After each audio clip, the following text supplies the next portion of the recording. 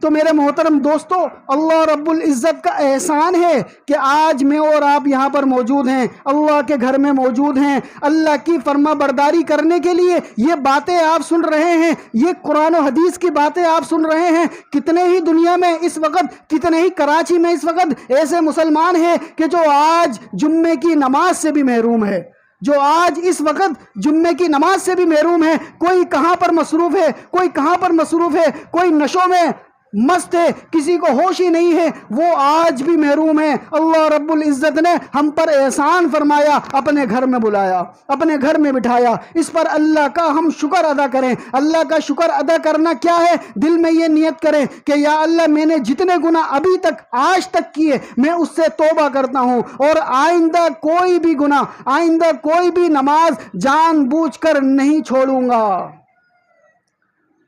تو جو کوئی بھی آپ علیہ الصلوۃ والسلام کی سنت کے مطابق، آپ علیہ الصلوۃ والسلام کی سیرت مبارکہ کے مطابق، اسوہ حسنہ کے مطابق آج بھی زندگی گزارے گا، وہ دنیا میں بھی چمکے گا، وہ آخرت میں بھی چمکے گا، وہ دنیا میں بھی خوبصورت ہوتا چلا جائے گا، وہ دنیا میں بھی پاک صاف ہوتا چلا جائے گا۔ اور کل قیامت والے دن جب آپ علیہ الصلوۃ والسلام اس کو اپنے ہاتھوں سے حوض کوثر پلائیں گے، جب آپ علیہ الصلوۃ والسلام کا دیدار نصیب ہوگا، جب آپ علیہ الصلوۃ والسلام کا پڑوس نصیب ہوگا، جب آپ علیہ الصلوۃ والسلام کے ساتھ جنت میں جائے گا، اس وقت اس کو پتہ چلے گا یہ چھوٹی سی زندگی، یہ 30-40 سال، 50 سال، 60-70 سال کی زندگی میں اللہ رب العزت کے احکامات کو آپ علیہ الصلوۃ والسلام کے طریقے کے مطابق جو گزار کر گیا ہوگا، وہ ہمیشہ کے لیے سکون والی جنت میں رہے گا۔